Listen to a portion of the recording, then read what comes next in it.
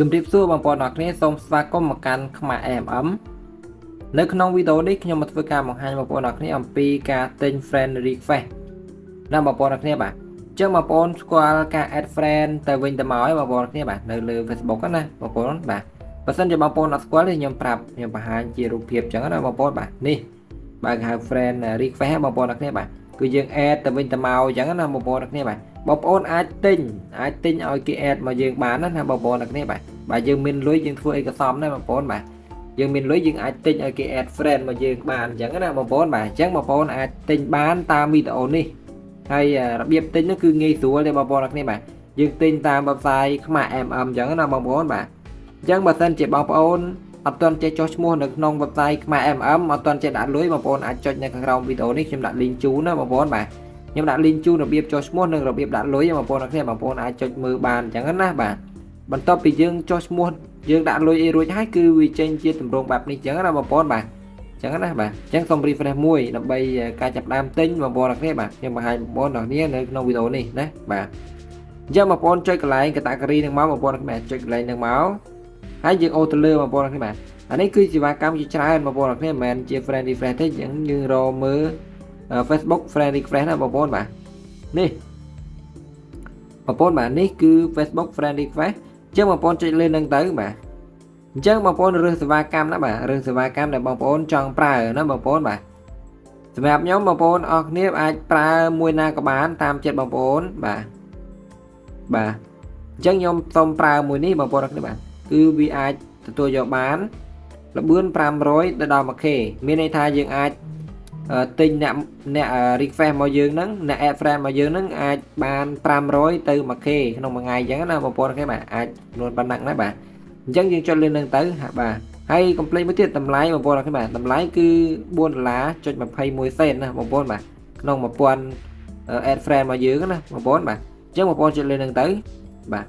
អញ្ចឹងបងប្អូនអរគ្នាកន្លែង link ហ្នឹងគឺយើងដាក់ link profile របស់យើងបងប្អូនបាទ link account profile របស់បងប្អូនណាបាទអញ្ចឹងអានេះ Facebook clone ខ្ញុំទេអានោះប្រើបានទេ copy link បានទេដោយសារតែវាចុចកន្លែងនេះអត់ចេញណាបងប្អូនបាទចុចកន្លែងនេះអត់ចេញអញ្ចឹងខ្ញុំយក Facebook នេះមកដាក់អញ្ចឹងណាបងប្អូនបាទអញ្ចឹងចុចលើនឹងដើម្បី copy link profile បងប្អូនបាទថយវិញបាទហើយខ្ញុំផាស link ដាក់នៅក្នុងប្រអប់ link បងប្អូនបាទហើយកន្លែង quantity នេះគឺយើងដាក់ចំនួនបាទជាបរិមាណដែលយើងចង់បញ្ជាទិញណាបងប្អូនបាទអញ្ចឹងបងប្អូនអរគ្នាឃើញសេវាកម្មហ្នឹងគេឲ្យយើងទិញចាប់ពី100រហូតដល់5000ណាបងប្អូនបាទ 5K ណាបាទអញ្ចឹងយើងចង់បញ្ជាទិញប្រមាណបងប្អូនបាទយើងអាចបញ្ជាទិញ100ក៏បានបាទ500ក៏បានបាទ1000ក៏បានដែរអញ្ចឹងណាបងប្អូនបាទ1000ក៏បានដែរសម្រាប់បងប្អូនចង់បញ្ជាទិញប្រមាណគឺបងប្អូនដាក់ចំនួនប៉ុណ្ណឹងទៅអញ្ចឹងណាបងប្អូនបាទសម្រាប់តាមតម្រូវការបងប្អូនណាបាទបើសិនជាបងប្អូនចង់ឲ្យ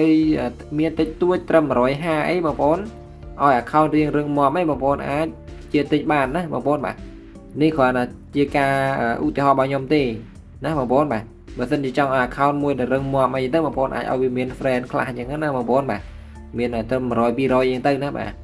អញ្ចឹងណាបាទឧទាហរណ៍ថាខ្ញុំបញ្ជាទិញ100ទៅបងប្អូនអរគ្នាបាទបញ្ជាទិញឲ្យគេ add friend មកយើង100អីទៅបាទអញ្ចឹងបងប្អូនចុចកន្លែង submit នេះមកនេះប៊ូតុង submit នេះបងប្អូនអរគ្នាបាទចុចលើនឹងទៅបាទបន្ទាប់ពីយើងចុចហើយគឺយើងឃើញបាទមាន order ID មានឈ្មោះសេវាកម្មដែលយើងបានជ្រើសរើសបាទមាន link ដែលយើងបានដាក់ហើយចំនួនហើយគិតលុយប៉ុណ្ណេះ42សេនណាបងប្អូនបាទអញ្ចឹងណាបាទអត់មានអីពិបាកក្នុងការបញ្ជាទិញទេបាទបន្ទាប់ពីយើងបញ្ជាទិញហើយគឺអត់ដើរភ្លាមទេបងប្អូនអរគ្នាបាទពេលខ្លះអាចដើរភ្លាមពេលខ្លះអាចរងចាំចាប់ពី1ម៉ោងរហូតដល់12ម៉ោងសេវាកម្មខ្លះ12ដល់24ម៉ោងអញ្ចឹងណាបងប្អូនទាំងគ្នាបាទគឺ random តាមជាក់ស្ដែងណាបងប្អូនបាទអញ្ចឹងដើម្បីតាមដានបងប្អូនចុចកន្លែងនេះមកនេះចុចកន្លែងនេះមកបាទចុចកន្លែងនឹងមកបាទហើយចុចកន្លែង order បាទហើយនេះគឺជា ID របស់យើងមិញដែលយើងបានបញ្ជាទិញបងប្អូនបាទនេះណាហើយនេះគឺជា link របស់យើងចំនួនរបស់យើងឈ្មោះសេវាកម្មអីហ្នឹងគឺនៅទាំងអស់បាទហើយនេះគឺអត់ទាន់ដំណើរការទេបងប្អូនអរគ្នាបាទកន្លែងស្ថានភាពរបស់វាណាបាទជួនកាលវានៅ pending នៅរងចាំអីចឹងទៅបាទហើយ processing អីចឹងទៅ